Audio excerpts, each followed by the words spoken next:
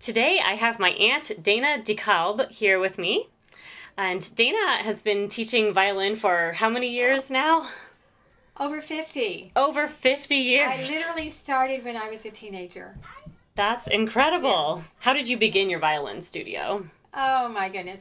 Actually, I started witnessing my mother teach piano, and that gave me an impetus to get started on my own, but with violin, because that was my main instrument, and that's what I majored in college. I absolutely love your Rhythm Train books. My kids are very fond of them, and all of my students have really enjoyed them. So I wondered, how did you come up with the concept?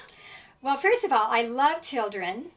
And I figured that if I made the rhythms, and a lot of the rhythms have different names, but if I made them animals and foods and things like that, the kids would really be inspired by that. And so I started with the animals, and then after we've gone through both of the books, then we go back and we do the counts. And that has really worked. My kids are very good in rhythm, and I'm very pleased with how they've learned it through the Rhythm Train. What was kind of the concept behind the Rhythm Train? Well, actually, in music, as you see the measures kind of look like boxcars. Yes. And they have different rhythms inside. And so that was probably what gave me the impetus to make it about a train. Can you show us what that looks like on Sure. your book? I'd be happy to. I know my little boys love the train concept, even just seeing that on the front. And so that's been really fun. So the train concept has worked. Yes, really definitely. has worked. What are some of the creative uses for the Rhythm Train books? Actually, I just use them with each of my students, and what's really nice about it is that we play our violins, and then for the Rhythm Train, we get to sit down. Yes. We get to sit on the floor. I don't put them on the stand even. I mean, they can do that if they want to, but I don't do that. We sit down on the floor, and I'm looking at the book upside down. Oh. They're looking at it right side up, so I don't even know if I could read it upside down. I mean, right side up anymore. I'm really good at it upside down. Yes. But it's fun, and also for groups, it's wonderful. Tell us a little bit more about how you use it in group lesson. Okay, well, all the kids bring their books, and they open them up to a certain page, and then we just clap through the page, and then we go on to another page, or I let them choose what page they want to do. And that's the way I kind of know and reinforce that they are learning their rhythms. And we're also, in a certain sense, metronomic. I'm metronomic, so I'm like their metronome as they're clapping. Now, how does that differ from your private lessons when you use it versus the group setting?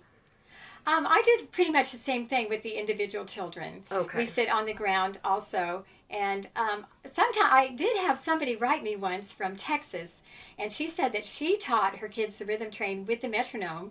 And so that really has kind of been an impetus for me to use the metronome as well. But I am pretty much a metronome, having been a musician for many, many years. And so I can be the metronome as well. That's great. Dana, as a mother and now a grandmother, how do you find balance in your life as a mother and a music teacher? Well, you know, this is my career. And I love my career because it's in my home. And even when we've had this, I've been online. Right. And online teaching works as well. I'm not quite as comfortable with it because there's certain things I can't show, or there's a lag. But I was able to do that and keep my career going. Yes. And my husband has to leave the house and go to an office. So I've always enjoyed being able to work in my home. So I'm able to do that with the kids.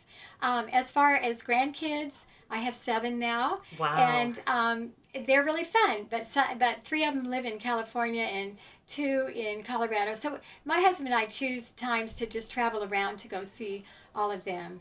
But primarily my studio is in sync with certain days that students come. And I do take Friday off. Oh, yes, I do too. And you also teach one of your grandchildren, is that right? You've taught her some violin? I have taught her some violin, yes, I have. And you also taught your own? And actually, I taught all of my kids violin and piano. And they have just been wonderful at it. One of them has become a professional violinist, even in the Wichita Symphony. Yes. And then my son, on his own, has taken the piano to a very, very high level, higher than even me, and I took 12 years of piano lessons. So I'm very proud of both of them. Yes. Dana, what is your best advice for beginning private music teachers? All right, beginning private music teachers. You're going to be teaching a skill. However, if it was just the skill of violin for me to be teaching, I might not be quite as interested. I want to show these children a way of life, how to be kind and considerate and compassionate and still stay on the mark with music. And I've had some wonderful letters from parents and students, even recently, about my demeanor in the lessons. And maybe I've grown into that. Maybe I wasn't like that as a teenager. Now. Yes. But anyway, it's real important that you just make it a part of your life and teach life skills as well. I agree. That's wonderful. Well, where can we find your Rythm Train books for music teachers who are interested in using them in their studios? All right, you can go to Shar Products, Shar, and you can also go to Young Musicians. You can probably find them in some of your stores in the cities. Certainly we have them in a couple of stores here. Local. But online, if you were just going to go online and look for them, Shar Products and Young Musicians would be the places to go. Well, thank you so much for being here with me You're today. welcome.